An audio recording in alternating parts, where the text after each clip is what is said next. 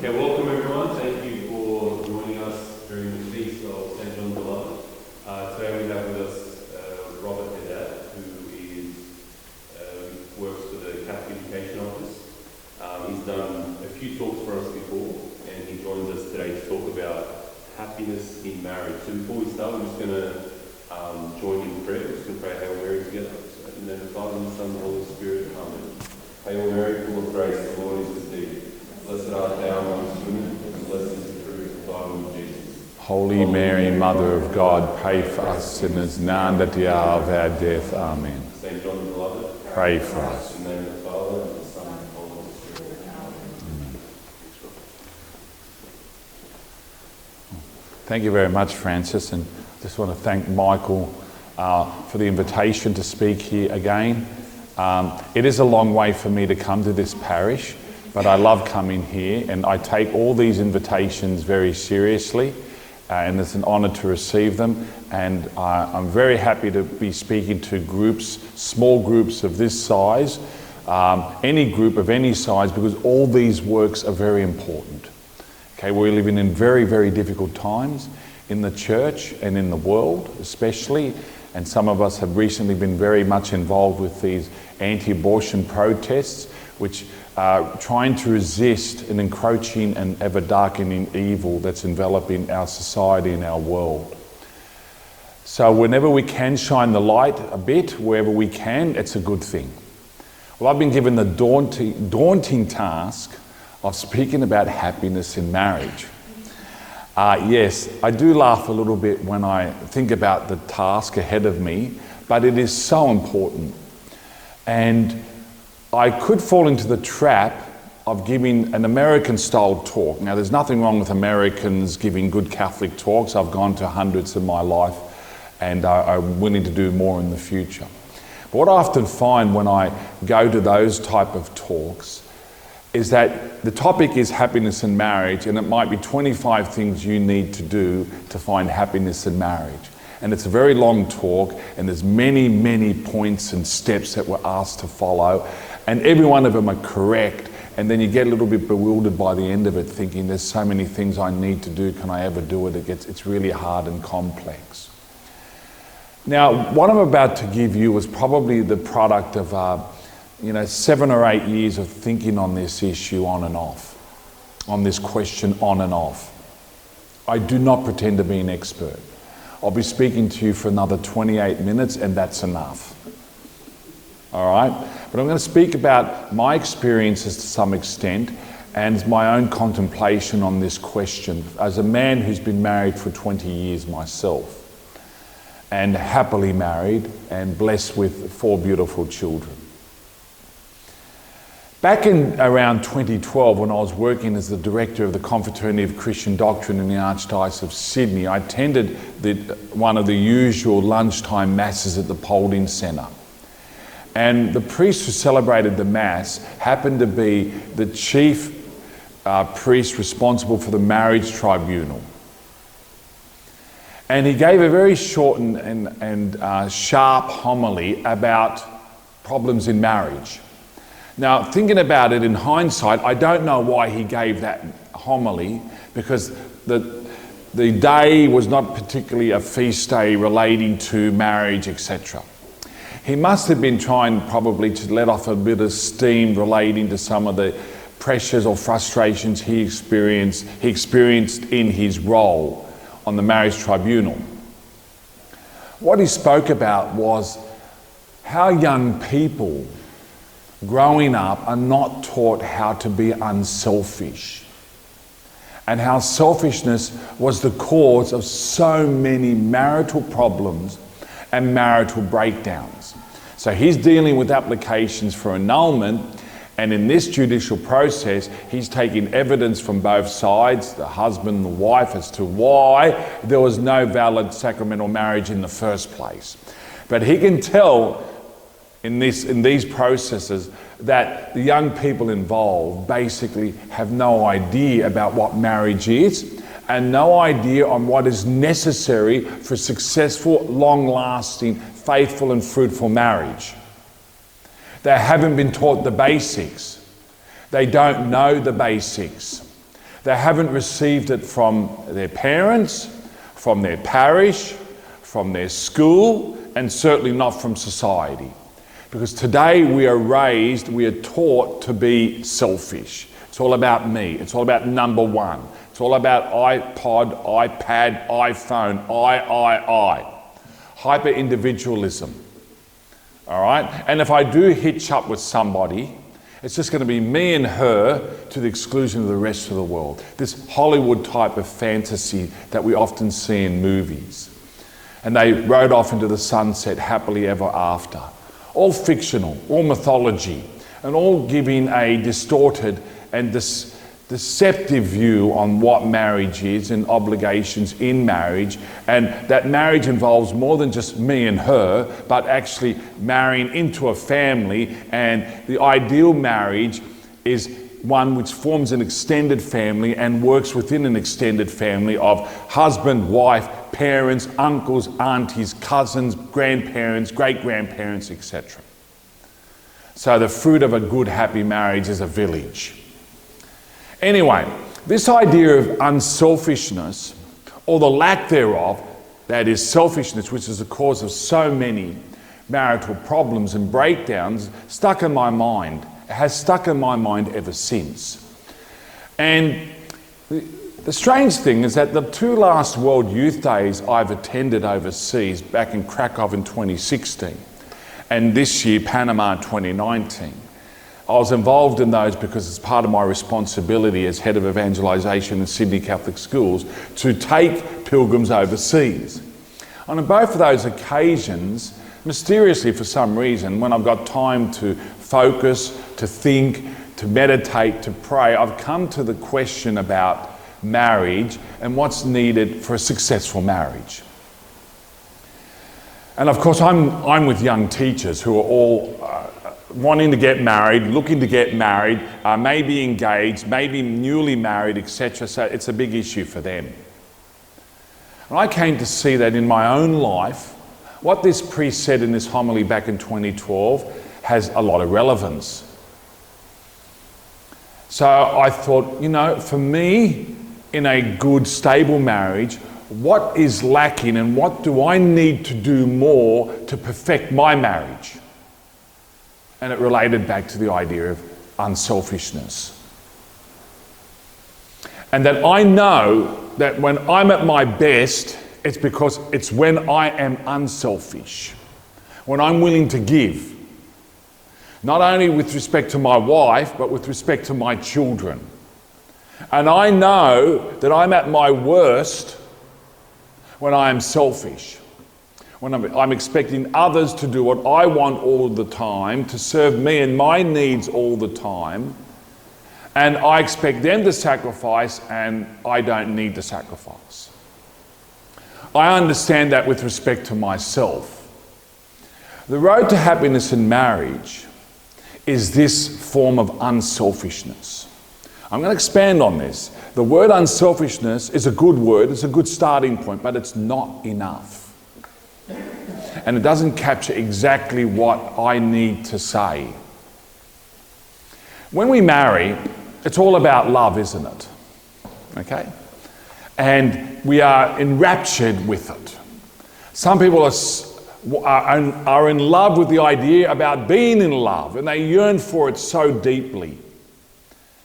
And what they're actually seeking at that time, that moment in their life, is what we call eros love, the romantic love.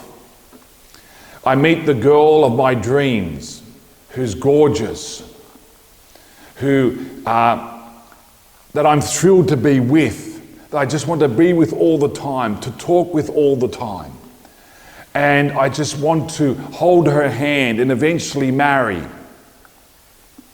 and eventually form a family, and likewise her. I want to marry someone who will give me joy, who will give me pleasure, who will give me happiness. And hopefully I can do the same for her.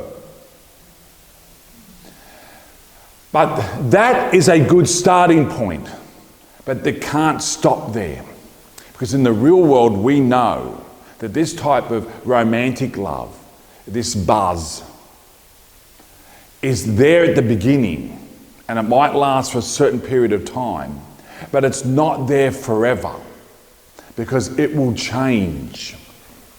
And that type of romantic buzz will fade. If you read the Sydney Morning Herald, unfortunately, if you do, you'll think that that's a big problem in your marriage. It's not. It's a natural process of change. But most people don't know that there is a need to change and what to change to. So when in their marriage, they're no longer feeling that buzz, that excitement, that romantic thrill, that sexual joy, they think there's a problem. There's a crisis. What's gone wrong? It could be just 6 months, 12 months, 18 months, 24 months into the marriage, and they're feeling like it's ended. That's why so many marriages collapse between 12 and 24 months, because those people are immature. They don't understand what real love is. They are stuck in the gear of eros love.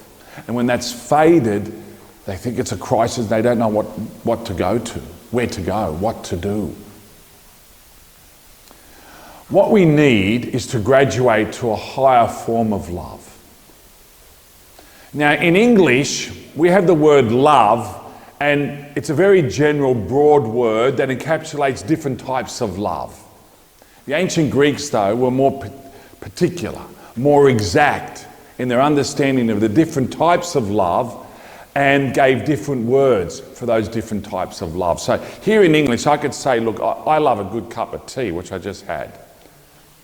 I love Granny Smith apples. I love Vegemite sandwiches. I love to see my football team win. I love cricket and just enjoyed retaining the Ashes in England, right? I love my job. I love my wife. I love my children. Now, how many loves have I just pronounced? 6 or 7? You can't tell me loving Granny Smith apples is the same as loving my wife or my children. Okay? If I told my wife I love you as much as I love Vegemite sandwiches, I'm going to be in big trouble. I'll get that look, which means make your own sandwiches from now on. All right? But the Greeks knew 4 types of love and gave different words for the different types of love. I've already given you one, eros. That is a good type of love. It's romantic, it's physical, it's sexual, and Christianity adopts it. And we say it is a good love in the context, though of holy matrimony. Between a man and a woman, freely entered into, exclusive to all others, lasting until death, open to the natural possibility of life. The other type of love that the Greeks recognized was the love of philia, love of friendship, brotherly love, mateship, Anzac type of love on the battlefield. We can all practice that type of love. We all got friends that we like. That word philia has entered into the English language, and unfortunately it pertains to things that are not so good today. When I give this presentation or a similar type of presentation to teachers in Catholic schools, I challenge them by saying, are you a pedagogue? Some of them are looking left and right wondering, what's that? Well, you teach children. You're teachers. Pedagogy is the science of how to teach children. So if you're a pedagogue, you're a teacher of children. Then I take it to the next level and I say, you're a pedophile. How dare you? Well, if you said that in the first century, it's not necessarily a bad thing, because it just meant someone who loves children with the love of friendship. But in English now in the 21st century, you wouldn't dare call someone that because it's something heinous, right? And in the Bible, in Scripture, we see there that people who corrupt children, Christ makes it very clear, deserve to have a millstone put around their neck and dumped into the bottom of the ocean. Then we've got another type of love called storge love, which is the love of authority figures over those they have responsibility for. And some of you are that, and some of you practice that. Because some of you are parents. If you're a parent, the love you have for your children is storge love. If you're a teacher, the love you have for your students is storge love. And if you're responsible for anyone else and you love them, you're practicing storge love. But then we have another form of love.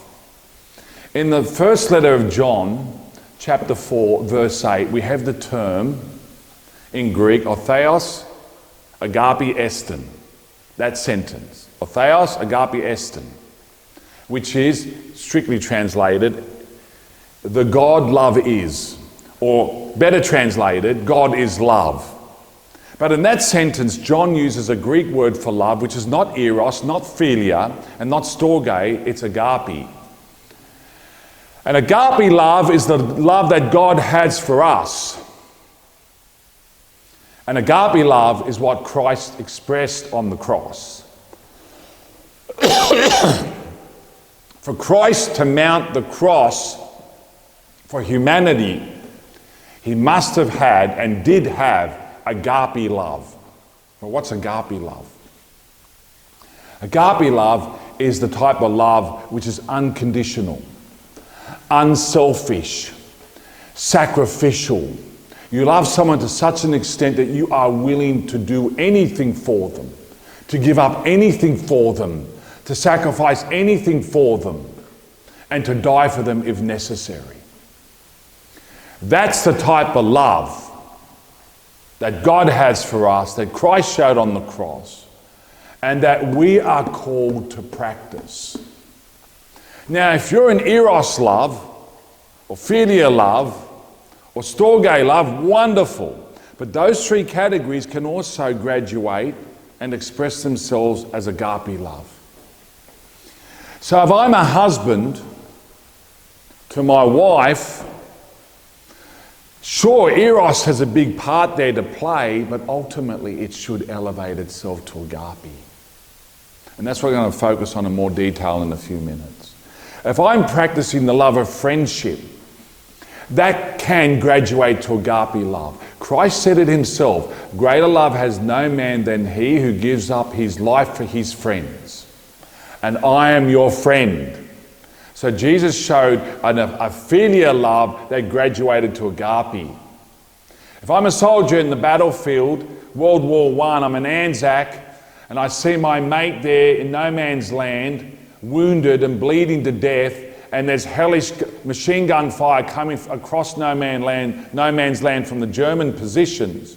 And I nevertheless go in there, crawling on my hands and knees to grab my mate who's lying in the mud and drag him back to the Australian line. And I'm willing to do that, and I'm willing to be shot and killed in the process. I'm showing agape love.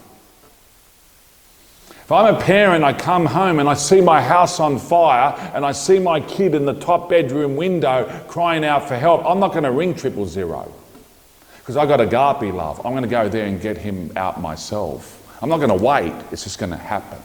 And if there's smoke and if there's fire and there's beams falling from the roof and they're hitting me, I'm not going to feel the pain. Because when you've got agape love, you don't feel the pain. You'll go in there and do what is necessary to save the one you love as a parent. Same good teachers will do the same for their students as well. With marriage, what we're called for, what the type of love we're called for to practice to ensure that marriage lasts to the end is agape love. Most people don't even know what agape love is. They've never heard of the term. The Mass in the ancient church was called the agape meal, the love feast.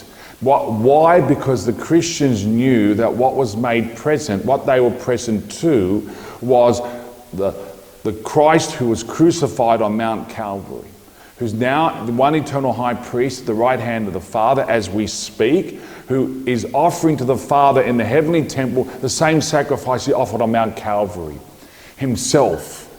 And that sacrifice came out of agape love. So what was made present to the Christians when they attended the divine liturgy was the love that Christ showed for us on the cross. Agape love.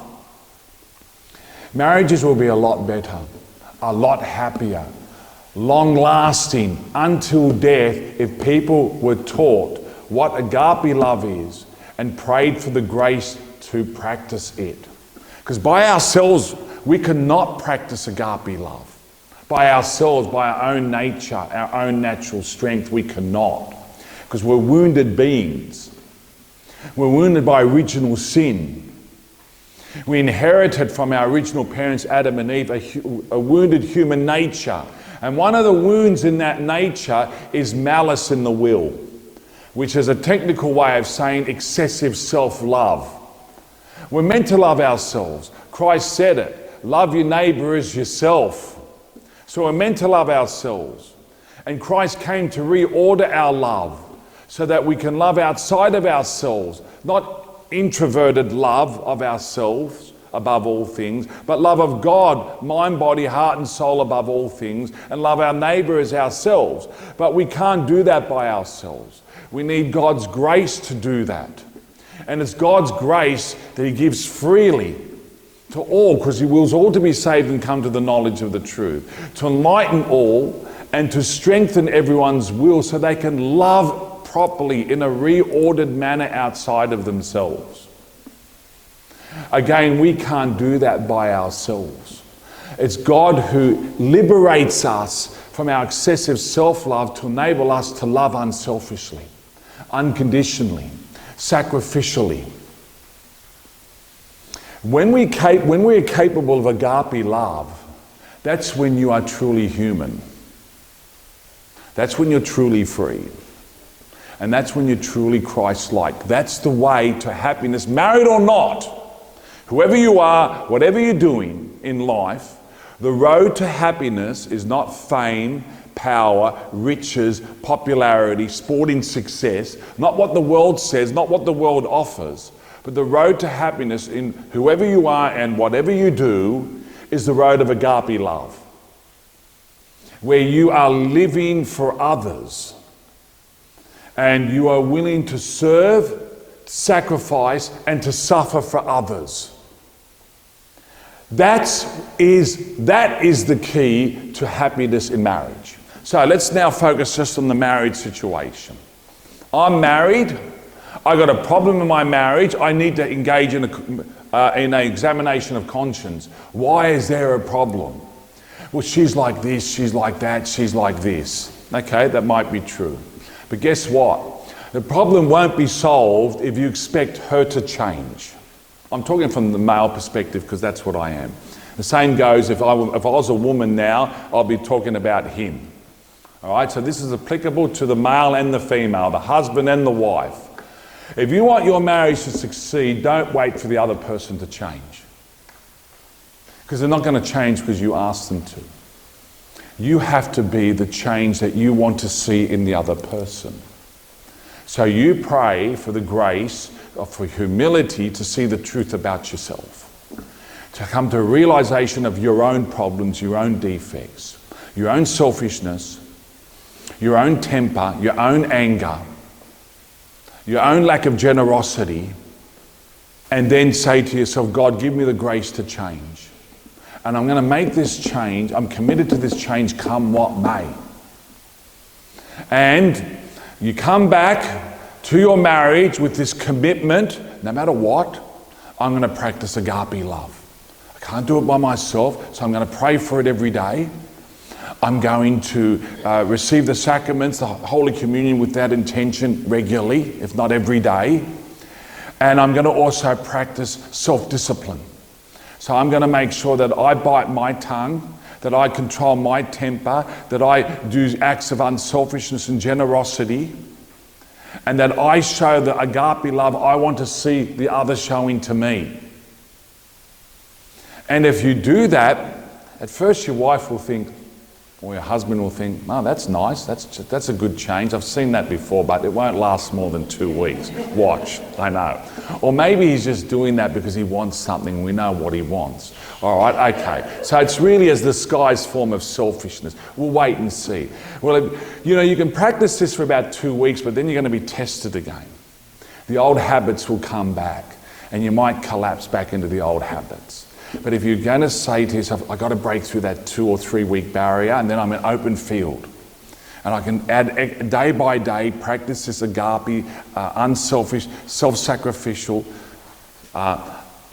service love to the other, to my spouse. And then things begin to really change, because then your spouse will begin to see. You notice I'm not using the word partner. I don't use the word partner in marriage. I'm in a marriage, not a business. If my marriage was a business, I'll call my wife partner, all right? But no, she's my wife, and I'm her husband. And when my wife, who's got her own issues, her own problems, as all wives do and all husbands do, no one is exempt. If you think you're exempt, you will fail at this. Because you all have problems, because we're all selfish and we all suffer from selfishness, because we all have the wound of original sin. Your spouse will begin to see, oh, this change is getting real. Something really is happening here. And because you've changed and committed to the change, your spouse will begin to change.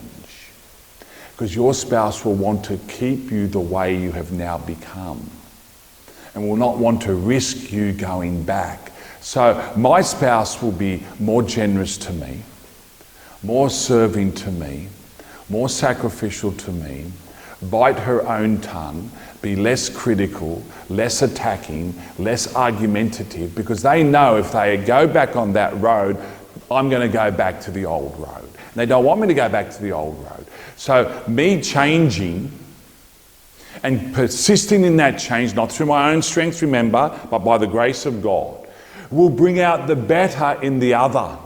And then they'll commit to change. They're not going to commit to change because I asked them to. They're going to commit to change because they have seen the real change in me.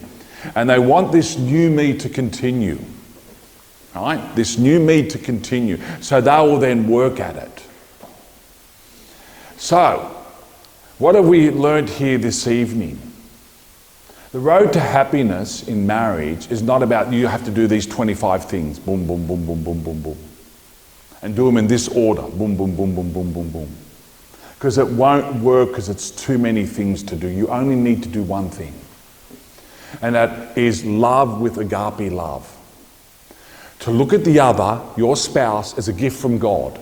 The Dorotheos, the gift of God, given to you to live with and to live for. To serve, to sacrifice, and to suffer for. And her likewise to do the same for me. And to us together to do the same for our children. When you love like that, everything else, all these other 24 points that are listed in this American-style talk will begin to come into play. Because when you're rightly ordered in your love, you will do all those other things. Nice, sweet words and compliments. Little sacrifices here and there, little generosities here and there, less complaining here and there. That will all flow from your commitment to love unselfishly and sacrificially.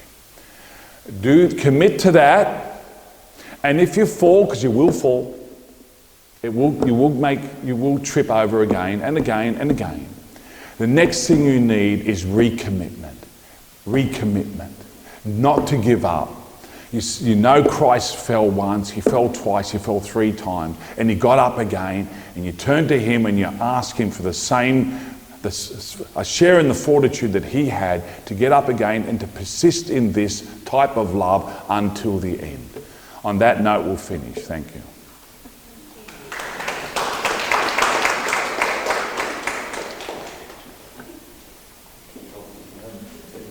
I'm very open to questions. Thanks, Rob. If anyone has any questions, feel free to put up your hand. You can just choose whether we've got 10, 15, if anyone has any questions.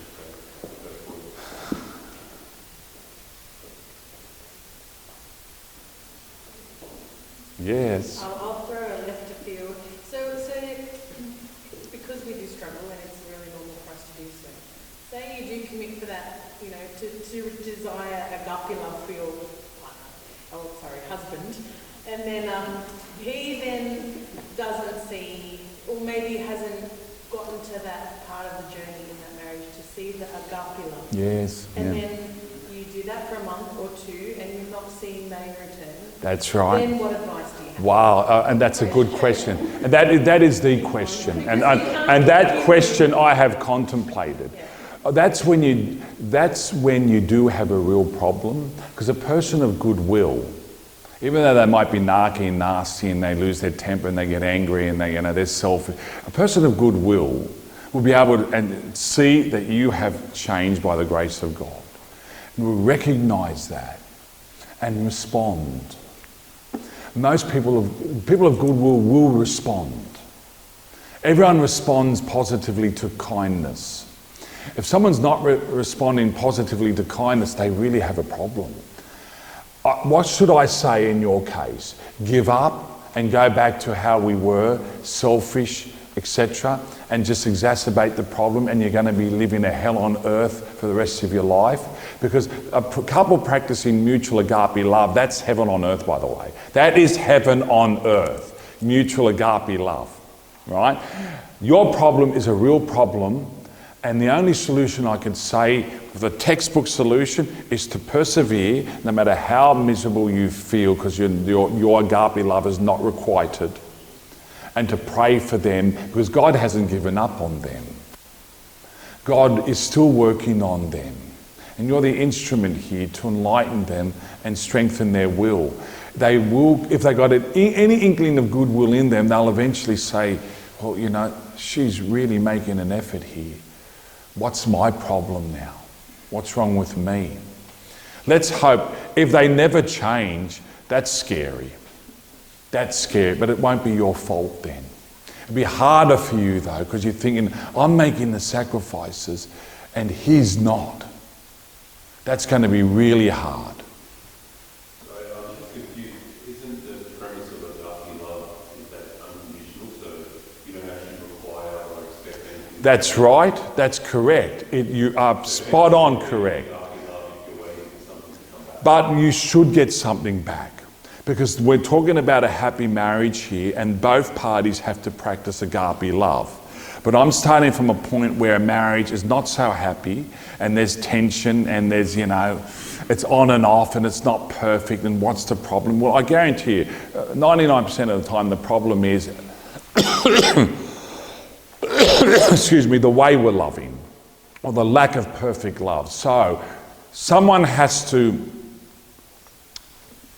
put the brake on the bad love and put the accelerator on the good love. It won't be happening. Both people in the relationship won't be doing that at the same time necessarily. So if one does it, that you are right. That the practice of that agape love ought to be unconditional. It can't be, look, I will change as long as he changes.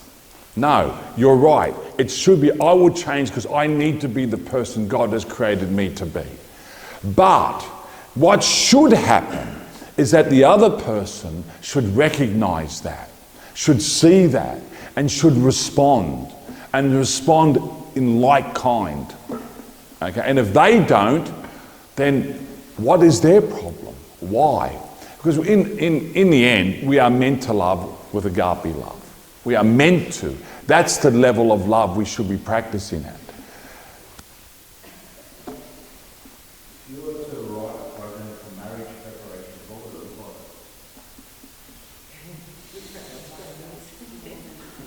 Well, I would start with the reality of what marriage is, that God created it. And it's a fundamental part of the human plan for human happiness and for the continuation of the human race. And it's God's ordinary way for humans to find happiness and salvation. That would be the first part.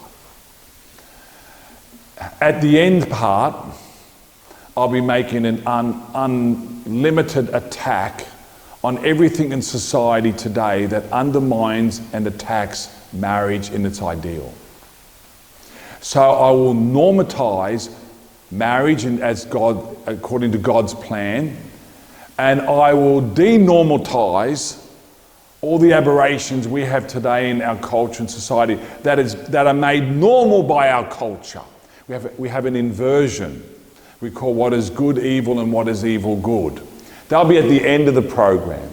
Everything else in the program whether you talk about, sexual conduct, contraceptive use, openness to life, sharing being in partnership, one the head, one the heart, working together for the happiness and the goodness of each other, leading each other to heaven, raising kids for God, leading them to heaven, everything in between. And the common thread through all that, again, would be agape love. Okay? But I would enjoy that last part as well, because we really need to come after the sexual revolution. Because the sexual revolution is the most destructive, all-pervasive revolution of all time.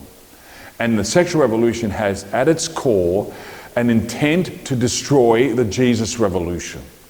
The Jesus revolution is the revolution of authentic love, of fidelity, of faithfulness to God, faithfulness and love of neighbour, of humility, of truth, of purity, of self-sacrifice, of permanency in marriage, openness to life. That's the Jesus revolution. The sexual revolution is a reversion to the pre-Christian world, where Lucifer, where the devil dominated, had dominion, unbridled, a monopolistic dominion over humanity. And that's what the devil is getting back now through the sexual revolution. So I enjoy attacking the sexual revolution because it deserves to be attacked. It needs to be attacked. It needs to be judged. It needs to be condemned, because that's how you teach young people so that they don't become victims of the sexual revolution themselves. Another byproduct used, chewed up and spewed out. Where young people are deluded into thinking that they're going to find happiness through sexual license, so-called sexual freedom, irresponsibility, blah, blah, where they really remain kids and spoiled kids for the rest of their lives. And that's unfortunately what the baby boomer generation were. Spoiled kids who never grew up, became materialistic in the extreme, hyper-selfish, and they're the ones who are going to be dying in nursing homes alone with no one to visit them. Or dying in their own home and found out 3 to 6, 12 months later because no one visited them. Because the selfishness that they practiced, they passed on to the very few children that they had, and those same children practiced the selfishness their parents practiced, and those same children wouldn't bother visiting their parents or grandparents in the nursing home, rather just waiting for the old bird to fall off the perch so they can get the inheritance. That's what we've come to. That's the world we're living in. This world will implode, will collapse. In the same way the Roman Empire collapsed for the same reasons. The Roman Empire didn't collapse because the barbarians came over the border, over the Rhine River on the 1st of January of the year 406. The Roman Empire collapsed because there was not enough men in the Roman army anymore to stop those barbarians crossing the Rhine River. Because the world had been depopulating for 200 years, particularly the Western Roman Empire had been depopulating for over 200 years. Because they practice everything we practice today. Short-term marriages, divorce and remarriage, low birth rates, one child per couple, and infanticide on a large scale, particularly female victims. So what we got now is just a reversion to the ancient pagan world, but we do better because we've got better science, medicine and technology. Nothing new under the sun. Don't call it progressive. We're not in an age of progression. We're in an age of hyper-regression. And if we are progressing, it's just moving closer and closer over the edge of the cliff. That's the only progression I see. This society will collapse within the lifetime of my children. It will collapse. What will come afterwards, I don't know. Maybe something even worse. But in the end, Christ has won because his victory was achieved on the cross, and that's a victory that no one can take away in the end. All right. Any last question? Speaking about the sexual revolution, obviously the sexual revolution was one of the driving forces was the introduction of widespread contraception. And it's very obvious what effects those have on society. But what would you say are the effects on in Catholic marriages where contraception is used widely? Like statistics show a lot of Catholics use contraceptives. How does that affect the love between husband and wife as you described in your talk? Yeah, interesting. I just wrote a little piece on this today, a little 250-word piece on contraception, and what I said there, what can you say about contraception in 250 words? One, you're actually excluding God out of the relationship. Because what you're doing, God is in conception, not in contraception. So God is active within the marriage and makes the 2-3 in marriage through his active work. So when you're contracepting, you're excluding God. Contraception, for those who are not really well formed and they don't really realise what they're doing when they engage in contraception, there's a real fundamental lack of trust in God's providence. Because they're fearful. They're fearful that, we can't afford to have children right now, or we can't afford to have any more children. And so they're trusting in themselves to survive the rest of their marriage, the rest of their lives. What's fundamentally missing here is a trust in divine providence. Now, I'm no perfect example of a husband or a father. When I got married, I was afraid of the future. I was afraid of whether on my low teacher salary, and when my wife started having children, God willing, and she wasn't working, that I'll be able to afford to have the number of kids that we might end up having. I had all the normal fears. But in the end, what I found out, looking in hindsight, but I realised this very quickly from my second year of marriage onwards, that God was there looking after us. No matter what happened, I got a second job here or a part-time job there. My income was supplemented, so I could afford to have more kids. And this didn't just happen by chance. I really saw it as a hand of God. If we allow ourselves to trust in him as an individual, as a couple, that he will provide. And that he will, if we're faithful, he will come through one way or another in ways you don't really expect or realise at the time. So contraception, I think, really is a product of our lack of confidence in God's providence. And it's really also a barrier in the self-giving of the husband and the wife to each other. Because, in the conjugal act, in the sexual act, properly engaged in and expressed, it is mutual self-giving. Unfortunately, in many cases, it's just mutual self-taking. And if you engage in the sexual act because you just simply want pleasure from the other person, you're using the other person as an object. You're reducing the other person to being an object of your selfish pleasure. But authentic sexual practice is expressing yourself, expressing your love to the other. And if both do that at the same time, that's when it's at its best. Okay? The contraception opens the way, and Paul VI said this in Humanae Vitae in 1968, opens the way to objectifying women and men being objectified themselves by women, where we just look at each other as objects for our own sexual pleasure, and we're not intending or willing to commit to the other person permanently. And we're not willing to be open to God's work within our marriage. So I think they're the primary problems with contraception. How are we doing? Okay. Well, thanks again. Really honoured to be called here to present this evening. And thank you for giving your time to be here as well. God bless.